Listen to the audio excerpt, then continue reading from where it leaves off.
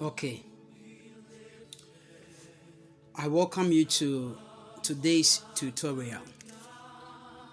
Today we are going to study about a programming topic named as loops. Loops. It can also be termed as iterations.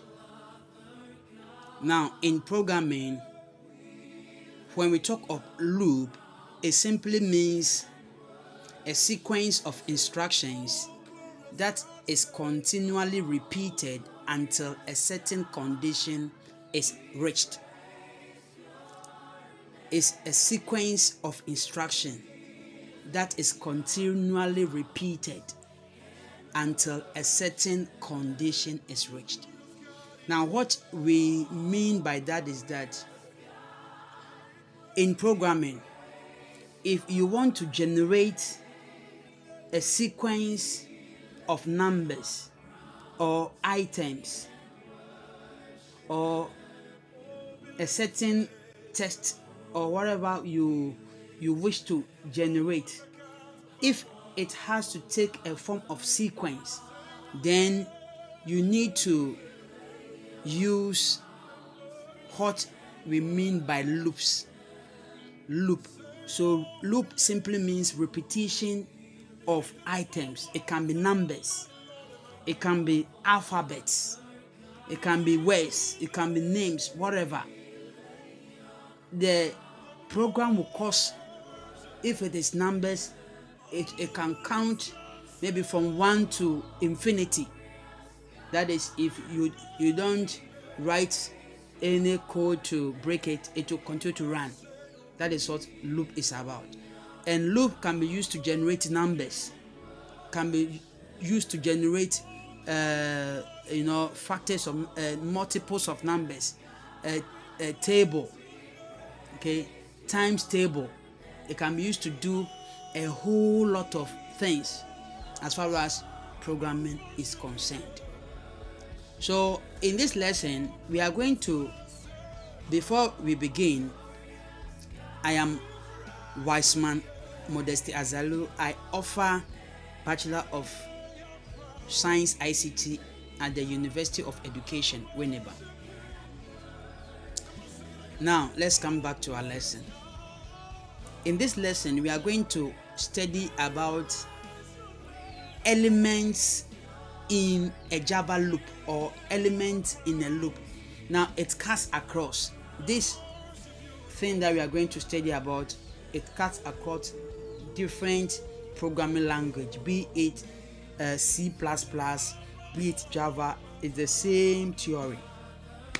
Okay, when talk of loop, we've got different types of loops.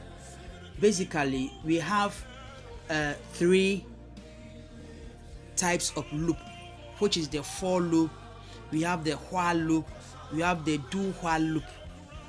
Okay, and it all takes the same format. For loop takes the same has the same elements as far as while loop is concerned. While loop also have the same element, and do while loop also have the same element. Now, before we look at the elements of the loop, then let's look at the structure of a loop. The structure of a loop before you come to the element. Now, this is a structure. This is just an example of a type of loop, which is the for loop. Now, we have this part in the parentheses. This parenthesis, we have got 3 parts over here. The first part, or the first expression, is known as the initialization expression. I'll come and explain this.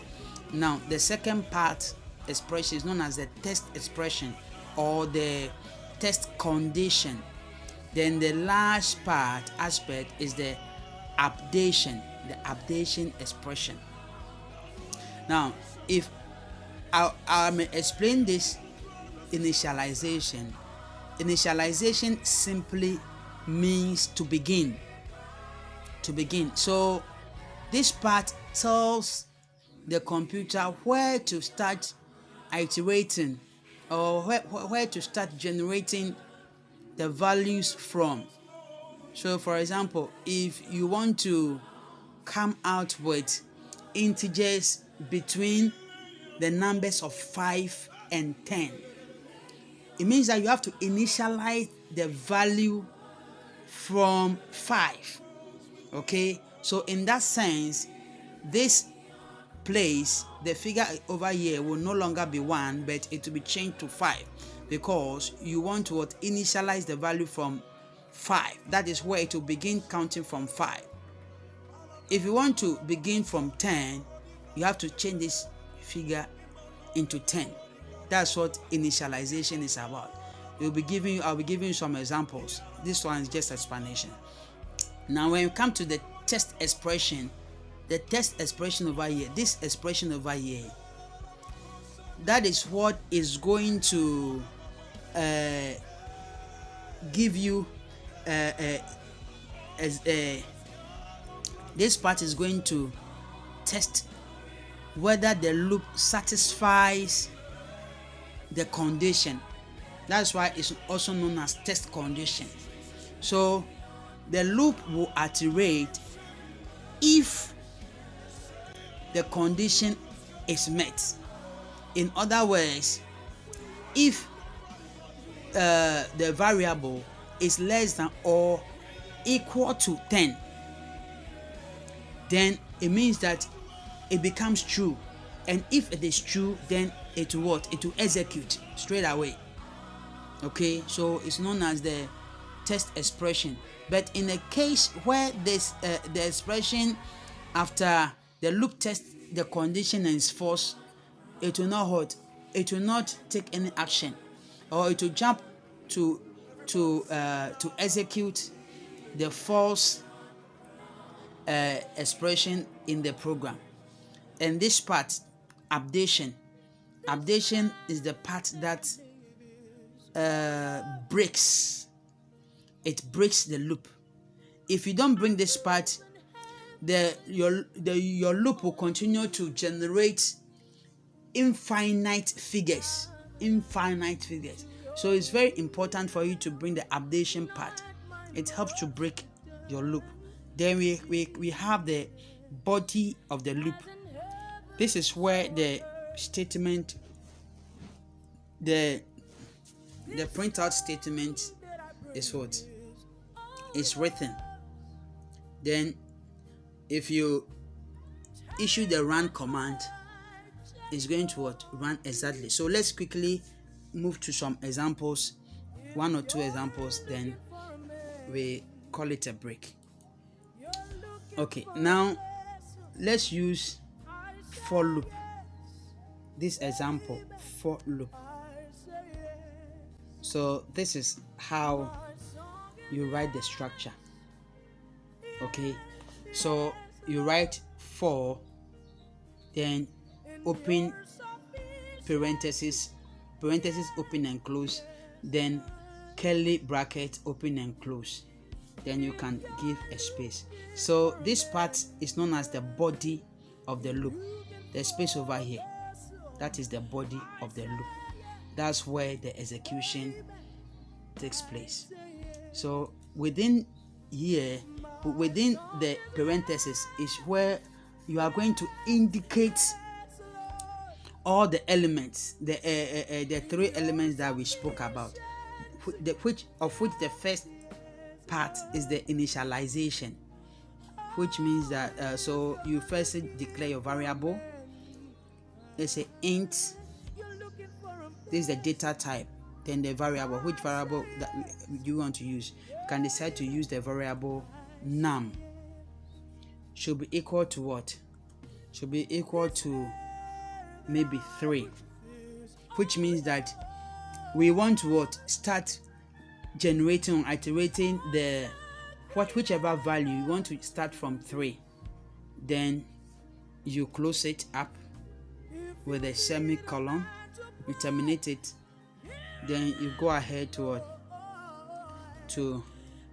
type the test condition.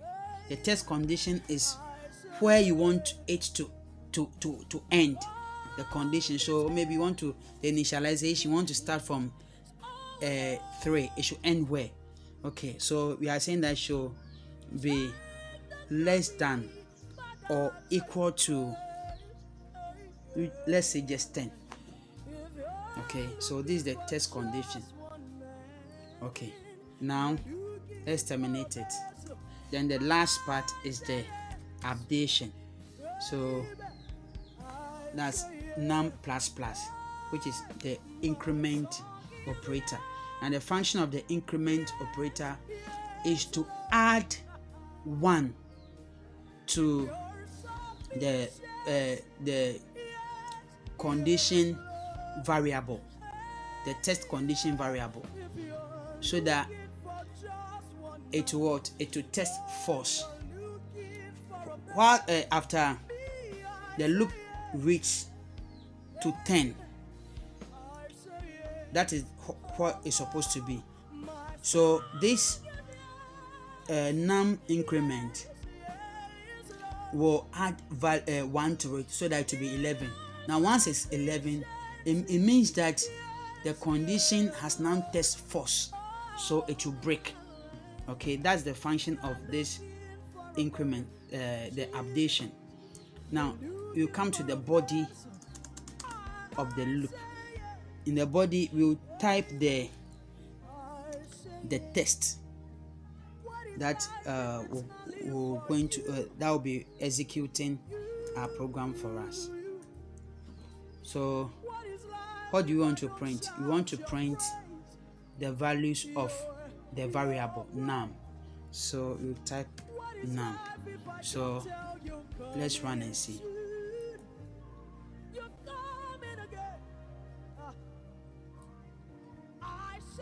So as you can see, this is the output. We initialize from 3, so we have the output from 3 to 10. Okay, assuming we initialize from, let's say, 5, from 5, okay, it will test. Let's see the result. So in from 5 to this thing. So let's say let's give an let's initialize from 55 and see something. Now if we initialize from 55, you realize that the test condition will test false. Okay, it means that you want the program to start from 55, but it should be less or equal to 10, and that mathematically is not possible. Okay, so it will run to false, so there will be no execution. Okay, so that is that. That is that. But when we are within when the test expression test true. Okay, so in this sense it will test true, so it will execute. So let's execute this one and see. You see, it has test true, so it has executed. So this brings us to the end of our program. This brings us to the end of the end of our lesson. See you another time.